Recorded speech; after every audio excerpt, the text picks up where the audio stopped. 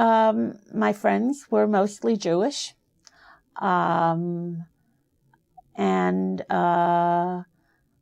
This is like when we were in junior high school. So, we were very social, and we wanted to go where the cutest boys were hanging out, and which shul did they belong to. So who goes to the Hungarian shul, and who's at the Galiciano? And that was something everybody looked down on, but we went there anyway because there were sometimes some nice people hanging out.